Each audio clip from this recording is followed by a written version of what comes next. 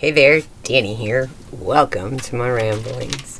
So, today I want to blow your mind with the concept that might sound a little out there to some of you, but if you take the time, excuse my dog, my big dog Mira likes to tip over the food dish and chase the food around the floor. She's entertaining herself, I guess. I don't know. Anyways, so excuse the noise. Anyways, I'm going to share some things with you. And I'm going to explain how you can take care of it. So, here's what's going to blow your mind. Are you ready? So, you and everybody else, you live in your own reality. We're all in the same world. We're all on the same earth.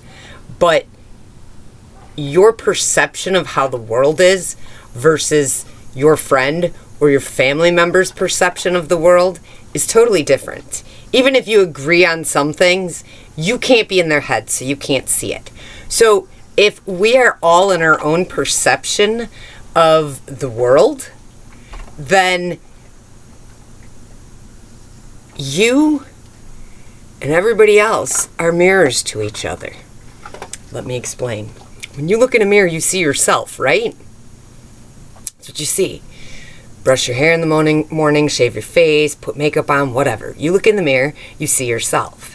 When you look in other people, what you see in them is inside of you. And this bit of information, I wish that I knew sooner. Here's why.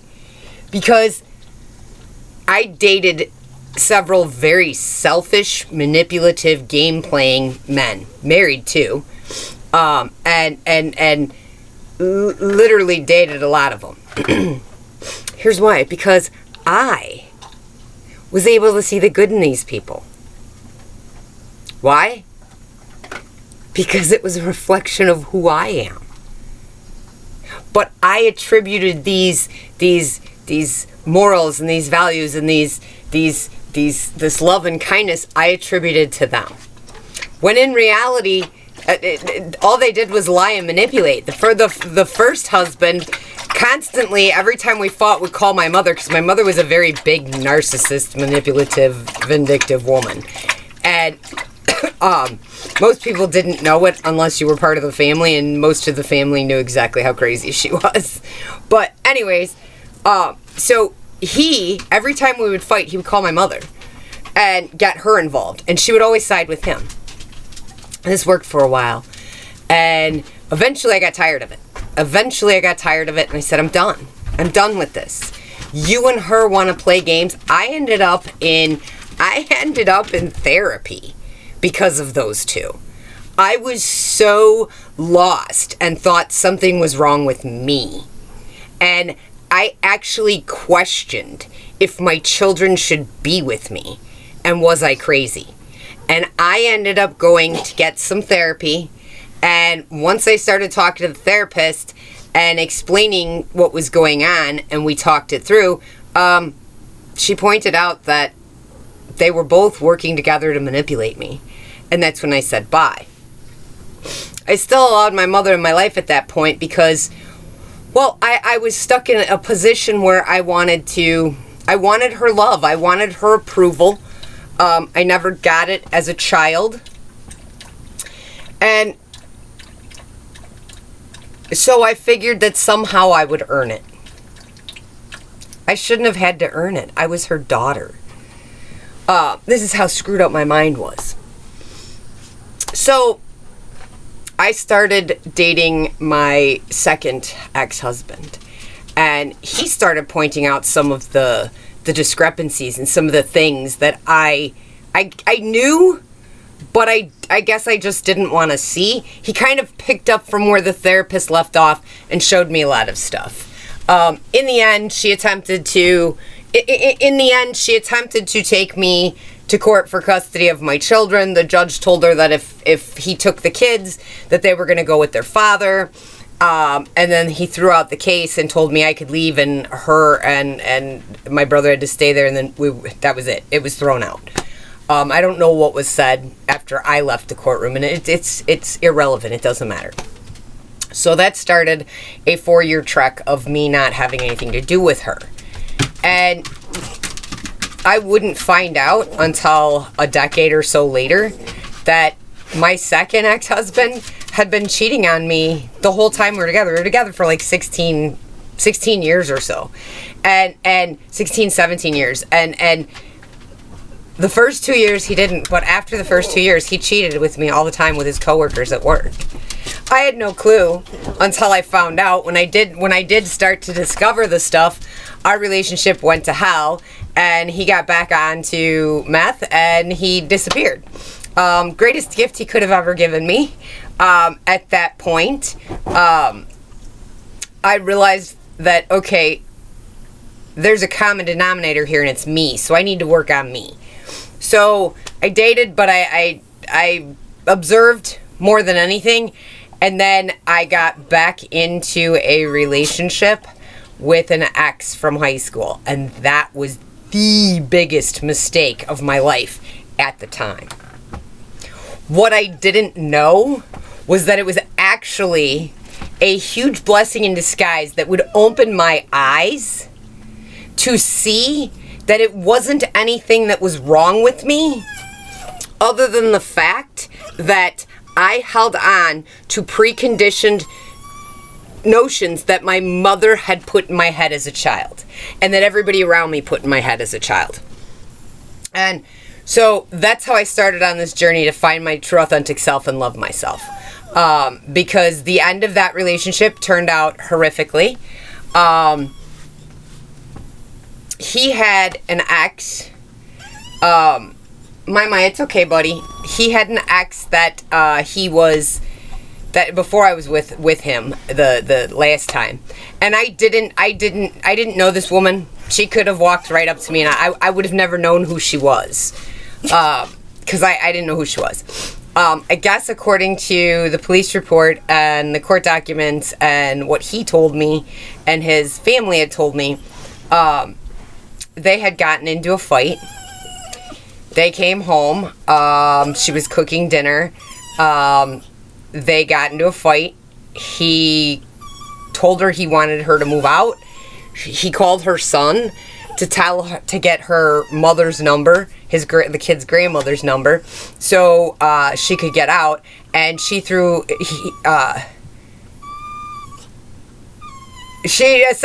stabbed him in the back. The police came, and it was a big to-do. Anyway, so he had to recoup and whatever else. So I remember him showing me the police report and the legal documents, and I remember reading through them, and I looked at them. Nobody, I said, the water that you threw at her, the pot of water that was on the stove, was that hot water? And he looked at me shocked, and he says, well, no, she just put it on there. And I'm like, oh. And he's like, nobody ever asked me that. I'm like, that should have been the first question when they were getting the report. Was that water hot? Because boiling water thrown on you would be a justification for stabbing a human being. They're attacking you. So my brain's like, what? So anyways, fast forward. That happened in, I think, 2013 for him. And then in 2019, Christmas morning, early Christmas morning, we had a fight Christmas Eve. And Christmas morning, he had called the cops on me, and I got arrested. I spent 36 and a half hours in jail over Christmas, and he lied. Now, if you read my police report and you read her police report, there are only two things that are different in my police report than what are in her police report. And the one thing is when he said that he threw a pot of water at me, he specified it wasn't hot. And the second thing is, I didn't stab him. He claimed that I grabbed his face, and I have long nails. I grow out my nails naturally, and I paint them myself. It's a soothing thing for me to paint my own nails. So anyways, if I grabbed his face out of anger, there would be marks. You can't grab somebody's face out of anger. And my nails, these are small.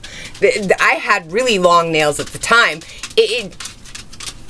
But the police officer believed him over me. And I know why. It was because I don't think the police officer realized that I'm somebody different than what he's dealt with before. And I guess him and his ex call the cops on each other regularly, which is something that him and I did not do. And so I spent 36 and a half hours in jail. When I got out of jail, I didn't have my cell phone. Literally, they arrested me. I had my slippers on, and I had a robe, because I was laying in bed when the police showed up. So there was absolutely nothing on me. I had no means of contacting anybody. I had no means of getting away from this jail, because if you left there, you couldn't walk into the town because they'd arrest you for walking on the highway. So you were screwed. Anyways, some younger guy that was there, and he got out at the same time. His sister was going over towards, they lived over by one of my aunts. So I hitched a ride with them and went to my aunt's house. Mind you, I have nothing, but they did give me paper scrubs when they took me to the hospital after. Before they took me to county jail, they took me to the hospital. I think they were hoping that I would turn around and say something against him. But I just bit my tongue, because the truth was, I didn't care. I just wanted this over and done with, and I wanted as far away from him as I possibly could. And in order to do that, I needed to get through the court hearings and get through this process so I could get the hell back out to Arizona and never have to deal with this freak thinking he has that kind of control over me. So, after I got out of jail, I stayed with my mother for those couple of months, for about 3 months, while I went through the court system. And once I got done with that, I loaded back up, went down and visited my family in Oklahoma, and then came out here to Arizona and started my life over. And that's when I decided that something was drastically wrong, and I was the common denominator, and I had to figure out what it was. I joked with everybody that my picker was off. Like, my picker for picking guys was off, and I had to recalibrate it. I know, it sounds crazy, but that's how I looked at it. So I vowed not to date for a year, and just work on me. I was truly devastated by what had happened. I was shocked and horrified that he could lie like that, and that the police reports were identical. The only things that were different was I didn't stab him, and he specified that the water he threw at me wasn't hot. That's it. It's okay, my. Anyways, I don't know what he's grumpy about. Anyways, so that's what started me on this journey. And what I realized as I've gone through this, and it's been a long process, but what I've realized through it, and I realized it that that summer of 2021, after my mother passed, she passed in June of 2021. That summer of 2021, I realized at that point was when I started to realize, wait a minute, is what I'm seeing in other people a reflection of myself? And I started seeing it mainly. It's okay, my, chill out, dude. Hey, it's okay, buddy. Relax. Sorry, guys. He's old and he's blind. And so he can't, well, he can see a little bit of, like, if we're outside and it's bright, I think he can see shadows by the way that he acts, but otherwise he can't really see when we're in here. So he knows where everything's at, so he can get around it inside the RV. But sometimes the big dog likes to screw with him at times, and he gets kind of all discombobulated and gets frustrated. So he's okay now, I think. Anyways. So, at this point, in 2021, I was working, because I was doing DoorDash. I started in 2020, right before the lockdowns and the whole big COVID thing took off. And I started to realize at that point I had horrible road rage. And I started to realize that's what made me look at it and think, are we a mirror to other people? That wasn't the wording that I used at the time, but I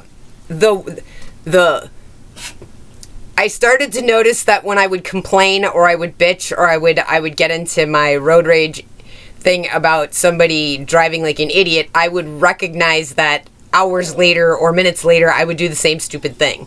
And then I would laugh and be like, oh my God, I'm totally mad at people for the same thing that I do. How can I do that? That's such a hypocrite thing to do. So I vowed to start working on it. Well, that led me down the path to start looking at other parts of my life. And I kept wanting to know my fear of going back to dating, because like I said, my picker was off.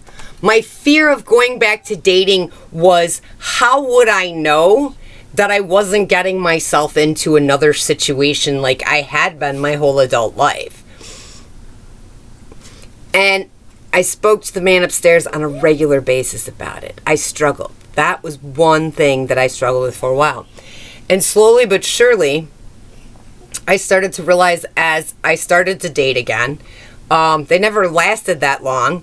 Only because, it never even got to, some of them we never even went on a date. We literally just started talking and then something would pop up and I'd be like, yep, nope, you're not for me.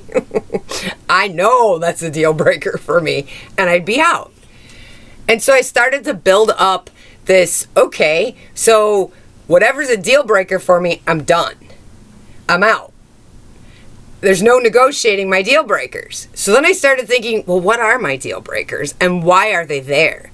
And the more I started to look at this stuff, the more I started to realize that all of these people that were manipulating and trying to control me, and they were doing it because they knew my past, they knew some of my history with my mother, and they would use those things that they knew that I hadn't dealt with. They would use those to manipulate and control me, and I couldn't see it because all I could see was the good in them. There was good in them. I just knew there was.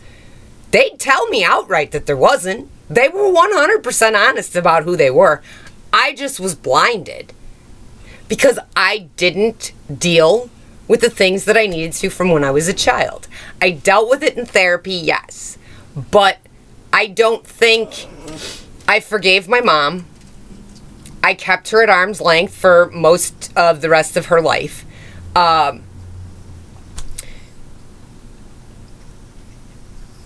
There came a point in time where she was getting older. She had a scare with finding out that she had AFib. So I stepped up to help her deal with that. And that didn't turn out so great. So at that point was when I said to her, look, here's the deal. You're going to die alone. My brother, your son, is not going to take care of you. And you know he's not. Because he's way worse than you are with being a narcissist. I said, there's no chance he's going to help you. I'm going to have to be the one that does it. I said, now, if you want me to do this, which I'll do, you need to understand one thing. I need you to give me the utmost understanding. And I don't care if you don't fully understand what I'm saying or even agree with it. I need you to hear me out if you want me to take care of you at the end of your life. It took her a while. She finally agreed to it. And then shortly after that, she had a stroke. It was Thanksgiving 2015 that she had a stroke. She had 3-4 months where she wasn't allowed to drive. She wasn't allowed to do anything. It was pretty bad. We didn't know if she was going to make it through the night. We didn't know what was going to go on. Later on, we would find out that it was her fault because she kept avoiding going to see her heart specialist. She kept avoiding going to see him, and had she kept going, he would have been able to do the proper tests and everything else and upped her medications or changed her medications. But she didn't. So once I discovered this, this was during taking her to all these appointments and everything else during those 3-4 months that she wasn't able to function on her own. She stayed with me and the ex that had put me in jail for 36 and a half hours. She stayed with us. And it was during that time that I realized that this was because she didn't take care of herself. So after that, I had became her medical power of attorney. And we had it set up with all of her doctors. So if my mother from that point on, if my mother wasn't doing her medical appointments and she was missing out on stuff, they would contact me. And then I would get a hold of her and then deal with it. And then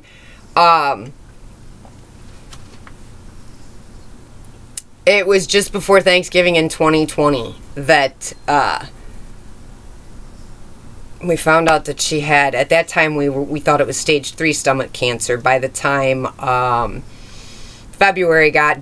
of January, beginning of February got here, we knew it was stage 4 and that we didn't have a lot of time left. How much time, we didn't know yet. So it was March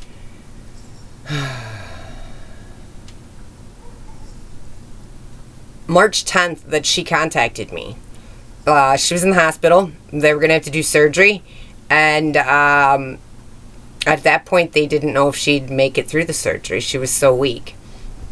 So she called me up and said that it was time to come back home. And I packed up enough clothes to last for a week or two and took what I desperately needed. And I left my dogs with my youngest son. And I went and took care of my mom. But the thing that I realized during all of this, I mean, it was a horrific thing. These were all horrible, traumatizing things to go through. I mean, they were debilitating at points. But the thing is each one was very, very necessary for me to open my eyes and see the reality that all the good I was seeing in all of them was me. And when I started to realize that I was a good, decent person, and how that came about, me realizing who I was not because of what they did to me. Because I kept thinking in my head that, oh my God, all of these people act like I'm like this. Maybe I really am. Is there something wrong with me? Well, I do DoorDash. I do delivery. And I do it wherever I go. So I don't do it just here in the Phoenix area. I do it in Oklahoma when I'm by my dad. I do it in Wisconsin when I'm by my family up there. I do it wherever I'm at. So what I've discovered, when you're out running 800 to 1,000 miles a week, you see a lot of stuff. So I would see people stuck on the side of the road or whatever, and their car would die. So I would pull over and I would help push their car. Or I would see somebody that had some other issue or whatever, a stray dog, or people were chasing a dog one time. And when I saw these people that needed help, I didn't second guess going, well, I'm in the middle of working. I literally paused the app and said, I gotta go help these people. They need help. And I would help them. To me, I wasn't doing anything other than who I was. But I thought this is how we're all supposed to be. I didn't think anything that I was doing was out of the ordinary. Until I would do this because of how many miles I put and how much I'm out there, I come across a lot of things. So all of a sudden, I would help people with simple things or whatever, and they would always say, all these people drive by and nobody helps, but you just stop and pull over and help like this? You must be an angel. And I thought, well, I'm not an angel, I'm a human being. And then I started thinking about it, and I got to realize I was projecting my niceness onto them. They were projecting their shittiness onto me, and I was taking it. I was taking their shittiness thinking that it was possibly me, but it wasn't. And when I started to have these realizations, at that point I started to realize these people, family included, family, friends, exes, I started to realize that all of them were using trauma from my childhood to hold me hostage in a relationship with them. So I started cutting people off. Literally. I didn't feel they were manipulating and using me. I felt I had no obligation to tell them what the fuck they did, because they know. I just cut them off. I'm done. I'm not dealing with you. I'm done. I'll still be nice to them if I see them, or if I had to deal with them at family functions or whatever. I'll still be polite and I'll still be nice to them, but I know who they are now. They can't bring up my childhood or any of the hurt and pain from there and cause me to go back spiraling down that rabbit hole again. And here's why. Because I learned who I was. I learned to love myself and find my true authentic self. And I did it by realizing we are mirrors for each other. So if somebody's coming at you and telling you what a piece of shit you are, but you know deep down that you're not, they're projecting the things they don't like about themselves onto you. Here's how it works. If you point a finger at somebody, you've got 3 pointing back at you. The more is pointing back at the person that's pointing the finger. So, you have to realize that when people are being abusive and rotten like that, they're telling you who they are. They're not telling you who you are. Because in order to know who you are 100%, they have to literally get inside your head. They literally have to connect with you on a soul level. And we in this world do not connect on soul levels. We are so vain and so materialistic that we have such superficial materialistic connections. They're not soul connections. And once you start to find your true authentic self and love yourself, you start to find and feel soul connections with people. And it's amazing. And you start going towards it more. Well, at that point, anybody who is able to manipulate you or play games with you, they have no control over you anymore. And you don't have to tell them anything. You can tell them if you want. You have every right. But I'm going to tell you, when you learn to find your true authentic self and love yourself, you're going to mix your dark side and your light side. Because the yin and the yang, you need both. And the reason that you need to accept and understand your dark side is because that dark side is going to come out to protect you when you need it. So, I am sharing this with you because if you go about your day-to-day life, just living life, and you realize that when you walk away from somebody, you're like, God, I'm not like that. Why are they telling me that I'm like that? They're not telling you you're like that. Don't take that on. They're telling you who they are. You're not like that. You know you're not. And if you catch yourself when you're out and about, and you catch yourself just bitching and moaning about other people, those are the things you need to look at yourself for and work on for you. Because when you find your true authentic self and you level up, you don't get mad at what people do to you anymore. And the reason that you don't get mad about it is because you know that it's not a personal attack on you. It is them not able to deal with their issues, so they're throwing it on you hoping you'll take it. But you won't anymore, because you know it's theirs. Instead, you're like, later. Enjoy life. Hope you find yourself. And you go about your business. You don't care. And the more you do this, the more you start to realize that the people around you and everybody you encounter is a mirror. And you're a mirror to them. You don't take things personal. And your walk with the man upstairs gets a lot more soulful. It gets a lot more loving and kind. And once you start doing that, you start to see people that are like you. And life gets a lot better. I'm sharing this with you because I really want you to go out and pay attention. How you how you interact with people. Do you walk away from them feeling drained? And if you do, those aren't your people. Do you walk away from them feeling excited and, oh, that was a great time, I really look forward to seeing them again? Those are your people. If you notice that all you ever do is bitch and moan about everybody, especially behind their back after you've dealt with them, look in the mirror and say all of those things that you're bitching about the other person. Look in the mirror and say it to yourself, because those are the things you don't like about yourself. And once you start to fix those things and learn to find your true authentic self and love yourself, you don't have these problems anymore. You can't be triggered anymore by this stuff. They lose their power. That's exactly how they lose their power, is because you know that that's not you. You know that the three back at them is what the problem is. So I'm going to leave you with that for today. I have to go back out and do some more deliveries, but I really, really wanted to get this out to you. I had tried to record one the other night, but my mind wouldn't calm down because, well, he likes to think that when it hits like 9:30, 10 o'clock that we're supposed to go to bed. We don't have to go to sleep. We just all have to be in the bedroom. Anyways, he's old, blind, and grumpy, so we kind of give him his way a little bit around here. I'm talking about me and my dogs. It's just me and my 3 dogs here. That's it. And yes, I'm the crazy person that talks to my dogs as if they are human, and they respond back in many different ways. The personalities in this RV are amazing.